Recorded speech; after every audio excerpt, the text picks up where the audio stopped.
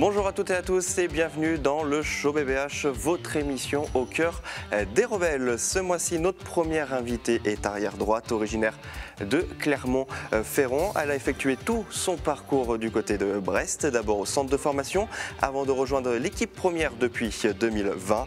Elle a donc grandi au rythme du club et des différentes épopées du BBH. En parallèle de sa carrière, elle poursuit également ses études. On aura l'occasion d'en parler dans cette émission.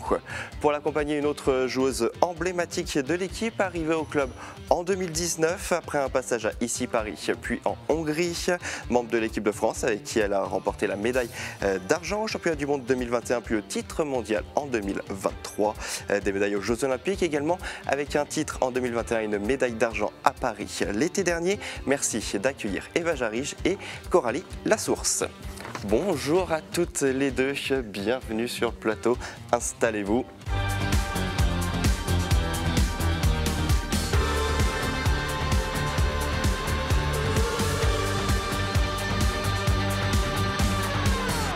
Merci à toutes les deux d'être avec nous aujourd'hui. Coralie, pour commencer, un petit mot sur le début de saison de l'équipe. Bah écoute, début de saison plutôt positif. On est invaincu en championnat, donc franchement c'est top, avec des écarts assez conséquents la plupart du temps. Donc un très bon début de saison. Puis en Ligue des Champions, on mène notre petit bout de chemin tranquillement. On sent en plus, Eva, qu'il y a vraiment une bonne ambiance dans l'équipe et que le groupe vit bien. Oui, complètement. Il y a une bonne ambiance à l'entraînement et je pense que ça se ressent sur le terrain pendant les matchs. On voit qu'il y a ce petit truc en plus qui fait qu'on est capable de gagner les matchs. Et on espère que ça se poursuivra, bien évidemment. Dans quelques instants, on continue la discussion en compagnie d'Eva et Coralie. À suivre également dans cette émission le document Inside du Show BBH, consacré ce mois-ci à la dernière sortie Cohésion des rebelles, réalisée le mois dernier en compagnie des marins-pompiers de Brest. Et puis on s'intéressera à l'association du Brest-Bretagne Handball et à son stage vacances qui a eu lieu lors des dernières vacances scolaires. Mais pour commencer, retour sur l'actualité du mois écoulé, c'est le Zap et ça commence maintenant.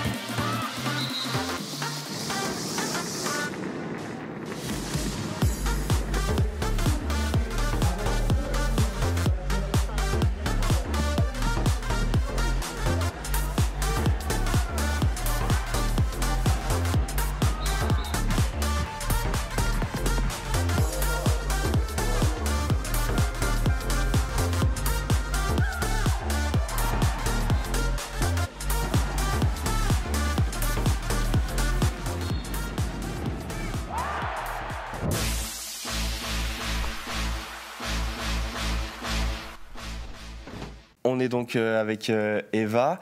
Eva, on va commencer par toi. Est-ce que tu peux nous parler un petit peu des débuts? Comment tu as commencé le handball et comment t'en es venue à ce sport? Alors j'ai commencé au collège, à l'association sportive de mon collège. Ma sœur avait fait du hand dans cette même association auparavant et du coup j'ai voulu faire un peu comme elle et tester le hand.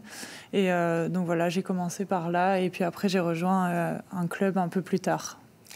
Et justement, ton parcours de ton premier club jusqu'à Brest, originaire de Clermont-Ferrand, comment ça a commencé? Comment ensuite t'es arrivé au centre de formation à Brest? Du coup, le coach de l'association sportive était aussi le coach du club. Que j'ai intégré, donc le club de Pérignat, ça ne va pas parler à tout le monde, mais les Clermontois connaîtront. Et puis donc je suis restée un long moment à Pérignat, qui faisait aussi partie de l'entente de Clermont-Co à l'époque, qui maintenant est le HBCAM. Et donc j'ai gravi un peu les échelons, si on peut dire comme ça, au HBCAM jusqu'à jouer en N2. En parallèle, j'étais en pôle. Et puis, je suis arrivée un peu à mes limites à Clermont. Et pour voir un peu plus haut, il a fallu que je regarde les centres de formation. Et donc, j'ai fait mon choix sur Brest. Brest, centre de formation, puis ensuite le parcours professionnel aussi, tout à Brest. Tu peux nous en parler un petit peu ça, de ces premiers pas avec les pros? Oui, du coup, j'ai fait 4 ans de centre de formation avec Brest. Mais c'est vrai que mes 2 dernières saisons en centre de formation, j'ai été beaucoup avec les pros. J'étais quasiment tout le temps avec elles à l'entraînement et souvent sur les déplacements. Donc, en fait, j'ai été quand même assez rapidement intégrée dans l'équipe professionnelle, mais en même temps progressivement au niveau du temps de jeu. Des souvenirs, j'imagine que t'en as quelques-uns. Est-ce que tu as un événement, quelque chose de marquant qui te vient? Forcément, le Final Four. Déjà parce que c'était un événement pour le club, la première pour le club, mais aussi pour les clubs féminins en France. Et puis c'est un événement qui était exceptionnel, même si c'était pendant la période Covid, donc forcément un peu moins d'événementiel autour du Final Four, c'était incroyable. Coralie, tu y étais aussi, tu confirmes? Ouais, j'ai celui-là et j'ai aussi le titre de champion de France, forcément. On a eu le match retour à la maison cette même saison-là. On était mené de 7 buts, il fallait remonter 7 buts. Enfin, voilà, c'était fou et c'était aussi mon premier titre de championne de France. Donc voilà, c'est 2 événements qui resteront gravés dans ma mémoire. Eva, ta carrière qui se poursuit donc. En parallèle, tu prépares aussi la suite, l'après-carrière, puisque tu poursuis tes études en kiné. Tu peux nous en dire quelques mots? Déjà, c'était important pour toi de garder un pied à l'école aussi? Oui, c'est important parce qu'on sait toutes qu'une carrière sportive peut s'arrêter très brusquement. Donc oui, forcément, c'était important de préparer. C'est des études qui me plaisent, j'aime vraiment ce que j'apprends. Là, c'est ma 6e année en école de kiné, puisque j'ai pu dédoubler certaines de mes années. Et ouais, j'aime ce que j'apprends et au moins je suis sûre qu'à la fin de ma carrière sportive, j'aurai un diplôme qui me permettra d'avoir un métier stable derrière. Coralie, toi aussi, l'après-carrière, tu y réfléchis déjà et tu prépares un petit peu la suite? Ouais, j'avais repris mes études, mais j'ai fait une petite pause pré-JO parce que voilà, ça a demandé aussi beaucoup de temps et voilà, je voulais être au top aussi pour cette échéance-là. Mais oui, je prépare ma reconversion avec la maison de performance régionale, la Fédé aussi. Donc voilà, on est bien entouré par rapport à ça et voilà, ça se concrétise un petit peu plus maintenant. Et en tout cas, c'est important C'est important, ouais, parce que moi, en plus, je suis plus sur la fin de ma carrière qu'au début, donc ça peut arriver très vite et j'aimerais bien aussi avoir un bagage quand ma carrière se terminera. Merci.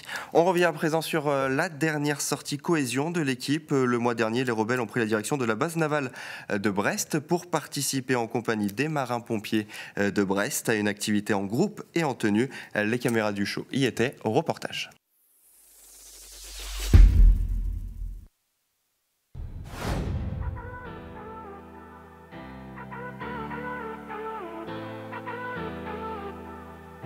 Cette activité n'est pas qu'une simple activité de cohésion. Elle a pour vocation de développer des compétences. On peut faire le parallèle entre l'activité des filles dans le cadre de l'exigence d'une sportive de haut niveau et l'exigence qu'on va retrouver chez un marin-pompier. C'était une bonne expérience, il fallait pas mal parler ensemble, essayer de garder un contact ensemble parce qu'on est dans le noir complet.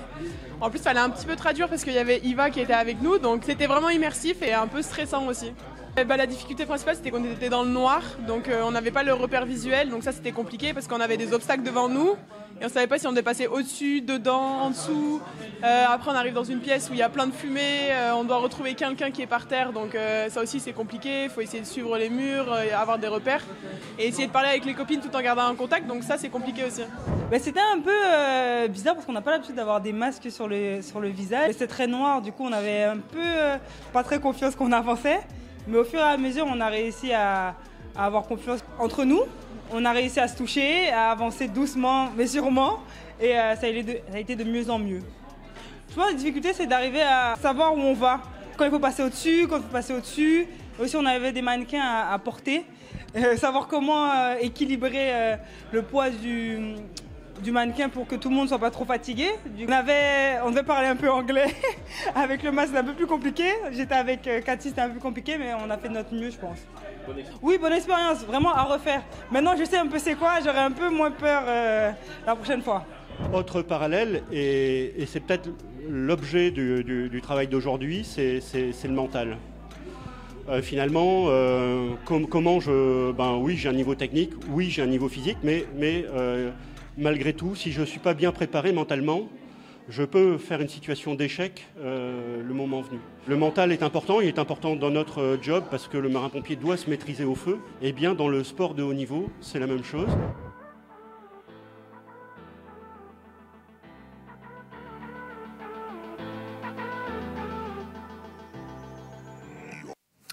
Coralie, sympa comme après-midi.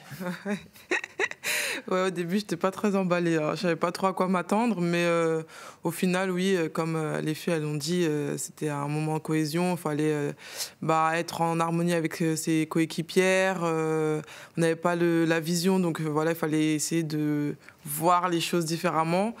Et ouais, c'était vraiment, franchement, c'était sympathique à la fin.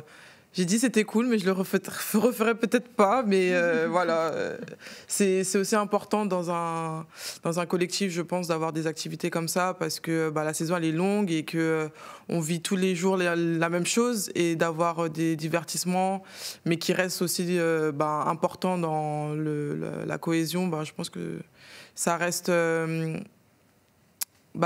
utile pour qu'on puisse avancer ensemble sur toute la saison. Et tu partages cet avis? Ouais, complètement, c'est hyper important.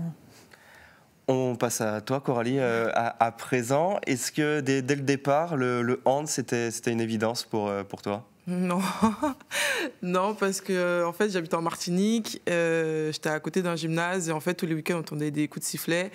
Et j'habitais dans un quartier assez chaud, donc j'avais pas trop le droit de sortir et un jour on est allé voir avec mes parents ce qui se passait. On a vu que c'était du hand et j'ai trouvé un échappatoire et du coup je me suis mise au hand comme ça et puis au final je devais choisir entre l'athlé et le hand.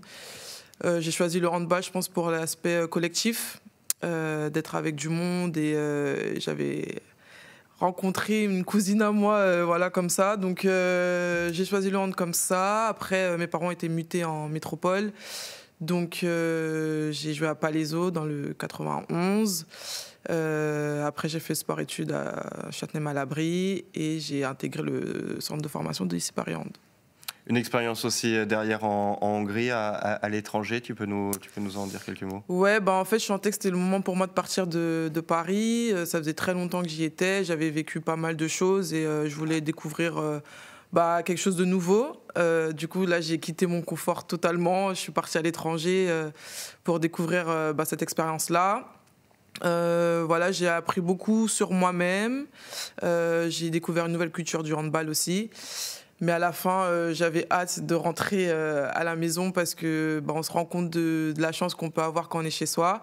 Et du coup, j'ai eu l'opportunité de signer à Brest, un très bon club. Et du coup, j'ai sauté sur l'occasion et voilà, j'y suis depuis 2019. Et justement, depuis 2019, tu as eu le temps de découvrir un petit peu la région, la ville. Tu peux nous en parler? Ouais, en toute honnêteté, bien évidemment. Ouais, c'est pas mon genre de mentir, mais le climat, on va pas se cacher, c'est pas le climat qui me convient. Moi, je suis une fille solaire, j'aime bien le soleil, la chaleur, etc. Donc, niveau climat, c'est compliqué. Mais cette saison, il a fait beau en septembre et un peu en octobre, donc j'étais très étonnée d'ailleurs. C'est vrai. Sinon, la ville, en vrai, je sais pas si je connais bien, je pense pas que je connaisse bien la région. J'avoue que je suis un peu casanière et que j'ose pas trop tout le temps sortir. Mais il y a un endroit où j'ai dit qu'il fallait que je fasse, ça fait des années, c'est Crozon. Et je me suis dit que sur mes 2 années de contrat, il faut qu'au moins je le fasse au moins une fois. Parce que je vois des photos et tout, et ça donne vraiment trop envie. On dirait qu'on est aux Caraïbes et tout. Enfin, voilà. Donc, c'est mon objectif sur mes 2 prochaines saisons, d'aller à Crozon. Tu peux y arriver quand même. Ouais, je pense aussi. C'est pas si loin que ça. Ça devrait être jouable. Ouais. Eva, toi aussi, un petit mot sur la ville et plus globalement la région. Bon, je veux dire, comme Coralie, le climat au début, ça a été un peu dur. Puis quand je suis arrivée, moi j'étais jeune, j'avais 17 ans, donc j'étais un peu seule, plus enfin bref, il y avait tout un contexte qui faisait que c'était un peu dur. Mais je trouve que Brest, une fois qu'on connaît les petits endroits, les petits recoins sympas, les petits restos, c'est hyper sympa en fait. Une fois que tu as découvert ça, c'est super cool. Mais surtout les environs, enfin la nature, le bord de mer, c'est incroyable et il y a moyen de faire des belles balades. Ouais, on en prend plein les yeux. Alors Coralie, tu joues aussi avec l'équipe de France. Un mot là-dessus sur l'importance pour toi d'avoir aussi le maillot de l'équipe de France. En vrai, c'est une fierté de pouvoir représenter son pays lors des compétitions internationales. Moi, j'ai vécu aussi pas mal de choses en équipe de France. J'ai été capitaine, j'ai gagné des titres. J'étais championne olympique, championne du monde. Il m'en reste un, c'est championne d'Europe. Qui arrive prochainement. Ouais, qui arrive prochainement. Donc, je croise les doigts pour ça. Mais oui, c'est une fierté pour ma famille aussi. Puis j'ai la chance d'être avec ma sœur. On va y revenir dans quelques instants. Donc c'est vraiment, je dirais, la concrétisation du travail fourni. Mais c'est pas parce qu'on y est que tout est fait. Hein. Il faut continuer à travailler et progresser comme en club. Et pour moi, les performances, ça passe d'abord par le club avant l'équipe de France, parce que c'est là où on passe le plus de temps et qu'on a le temps de travailler. Et voilà, en vrai, c'est une belle image pour moi de représenter l'équipe de France. Et l'été dernier, il y a eu un événement majeur, les Jeux Olympiques qui avaient lieu à la maison. Est-ce que ça rajoute quelque chose en plus de disputer le plus grand événement sportif planétaire en plus à la maison. Oui, parce qu'en fait, j'ai fait Tokyo, mais c'était pendant le Covid, donc il n'y avait pas de spectateurs, c'était à huis clos, c'était très particulier pour des Jeux Olympiques. En plus, c'était mes premiers, donc moi, je m'attendais à la ferveur des Jeux Olympiques, l'engouement, etc. Très particulier. Et puis là, on a retrouvé le fait d'avoir du public, d'être à la maison, donc jouer devant sa famille, permettre à sa famille de vivre des Jeux Olympiques aussi. Paris, c'était trop bien, il y avait du monde, il y avait de l'ambiance. Alors Lille, j'en parle pas parce que voilà, il y avait 27 000 personnes si je me trompe pas. On a joué dans un stade de foot, donc voilà, vous pouvez imaginer l'ambiance que c'est. Mais ouais, c'était fou. Ok, on n'a pas gagné, c'était l'objectif, etc. Bon, voilà, c'est comme ça. La Norvège était plus forte que nous, mais ça reste un très beau souvenir parce qu'on rentre avec une médaille. Je pense que toutes les équipes qui ont participé rêveraient de rentrer avec une médaille. Donc on est très satisfaite de ça. On était un peu déçus, mais au final, on est reconnaissante de cette médaille d'argent. Tu l'as dit, donc en plus en équipe de France, tu joues avec ta sœur, Déborah. Un mot avant de parler du fait de jouer ensemble sur ta relation avec ta sœur et qu'est-ce que ça apporte au quotidien d'avoir aussi sa sœur qui pratique le même sport et le même métier. Alors, il faut savoir qu'on a 7 ans d'écart. Donc, moi, quand je suis partie en sport-études, elle était jeune. Donc, en fait, le handball nous a séparés, si je peux dire ça comme ça. Au final, à l'Euro 2020, on a été... 2022. Elle a participé aussi à cette compétition-là. Et en fait, ça nous a permis de nous rapprocher. Et du coup, c'est assez contradictoire, mais le handball nous a éloignés, mais en même temps rapprochés à la fin. Et aujourd'hui, on partage des choses en commun qu'on n'a pas pu partager avant. Et voilà, au début, c'était compliqué parce que je me disais, le hand, c'est nul parce que j'ai pas pu grandir avec ma sœur. Enfin, elle-même, elle n'a pas pu grandir avec moi. Bon, elle a suivi un peu mes traces parce que du coup, elle a joué à IC Paris. Et là, elle est partie à l'étranger à peu près au même âge. Enfin, voilà, franchement, c'est fou. Mais oui, ça nous a permis de vivre des aventures qu'on pourra expliquer aussi à nos enfants ou à nos parents, en fait. Et on vit la même chose et c'est vraiment une chance pour nous d'être en équipe de France ensemble, en tout cas. Et pour la famille, une belle fierté. Forcément, quand on joue en France, ça fait un moment qu'on joue en France les matchs amicaux. Nos parents, ils sont quasiment à chaque fois là. Mon père, il fait des directs sur Facebook. Voilà. Donc, non, franchement, je pense qu'ils sont très, très fiers et ils sont heureux qu'on puisse s'épanouir dans ça. Avec plus de 600 licenciés, l'association du Brest-Bretagne Handball se porte bien. Chaque année, elle organise plusieurs stages-vacances à destination des jeunes joueuses au programme entraînement, mais aussi activités culturelles et sorties loisirs. Les participantes ont également eu la chance de fouler le parquet de l'Arena lors d'un entraînement avant de découvrir les coulisses du club et notamment le vestiaire de l'équipe première qui a eu son effet. Au cœur du stage-vacances, c'est un reportage, le show BBH. C'est parti.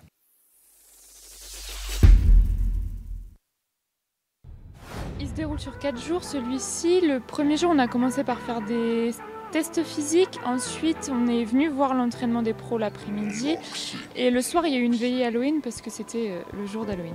Hier, ils ont eu entraînement le matin et l'après-midi. Et en début de soirée, elles ont fait un laser game à Brest. Après, il y avait une veillée aussi le soir avec les animatrices. Aujourd'hui, ce matin, elles se sont entraînées une nouvelle fois. Et cet après-midi, elles ont eu la chance de faire un petit tournoi sur l'Arena. Puis d'avoir la visite de l'Arena avec la visite du vestiaire des pros et du VIP, etc. Et ce soir, elles ont la chance de venir voir le match des pros. On avait 31 participantes à ce stage-là. L'objectif du stage pour nous, déjà, c'est de faire découvrir un peu notre façon de fonctionner et d'ouvrir les portes un peu aussi du monde professionnel aux jeunes filles parce qu'on sait que ça les fait toujours rêver et de venir voir des entraînements de pros, de rencontrer les professionnels et de venir jouer sur le terrain des pros, ça leur fait toujours plaisir. Ça leur permet aussi de venir découvrir comment on s'entraîne dans une association avec un monde professionnel derrière. Il y avait plein de monde, on s'entendait tous bien un peu et toute la cohésion. Depuis 5 ans, mon père faisait du hand, du coup depuis toute petite j'en fais et du coup ça m'a donné envie. C'était mon deuxième, mais oui je pense que j'en referai un. C'était très bien parce que la dernière fois que j'avais fait un stage, j'avais aussi aimé, comme celui-là. Et c'est très différent de celui que j'avais fait puisque la dernière fois c'était plus la vie d'une professionnelle. On fait aussi beaucoup de hand et c'est un peu plus moins sportif. C'était très intéressant de voir les pros jouer puisqu'on pouvait voir de différents exercices qu'on a l'habitude de faire. À la visite, on a pu voir les VIP et comme ça on pouvait voir qu'il y avait plusieurs thèmes. Par exemple, nous on a vu celui d'Harry Potter. Ce qui m'a plus plu, je pense, c'était de jouer à l'Arena. Parce que tout le monde ne peut pas forcément jouer à l'Arena. Oui, je ferai un stage, parce que comme ça, en plus, on découvre de nouvelles personnes. Pour les prochains stages, on en a un au mois de février qui va sortir d'ici quelques jours. Et on a des stages aussi au mois d'avril qui seront des stages de beach et qu'on ouvrira aux mêmes catégories d'âge, mais aussi à des un peu plus grands pour pouvoir permettre à tout le monde de pouvoir pratiquer et pouvoir venir faire un petit tour au stage bébé. Une saison réussie, ça serait quoi ? Tout gagner. Simple, efficace. Ouais, voilà. Non, en vrai, au moins avoir un titre, quoi. Je pense que c'est une belle récompense de l'effort fourni sur toute la saison. Après, lequel ? Voilà. Et rien. Vous décidez. Venez nous encourager, on gagnera.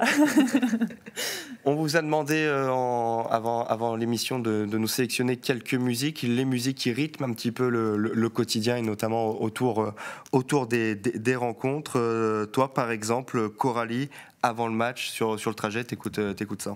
On se retrouve pour le Before Today, édition full pression.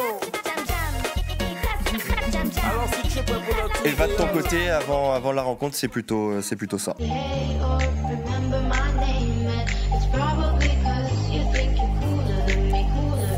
Elva, tu nous as aussi donné ta musique cachée, la musique un petit peu honte.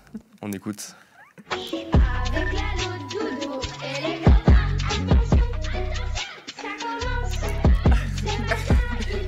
Et puis votre musique du moment à toutes les deux, pour toi Coralie, en ce moment t'écoutes ça. Et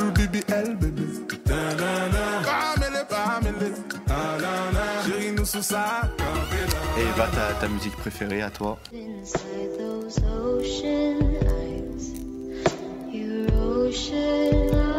Et bien voilà, on va conclure là-dessus. Merci en tout cas à toutes les deux d'avoir été avec nous aujourd'hui. Il y a une petite tradition dans cette émission. Je vais vous laisser vous lever pour signer le ballon dédicacé par toutes les invitées qu'on fera gagner en fin de saison aux téléspectateurs de TBO et de TB Sud. Merci en tout cas à toutes les deux d'avoir été avec nous. Merci à vous de nous avoir suivis et on se retrouve très vite pour un nouveau numéro du show BBH. Salut!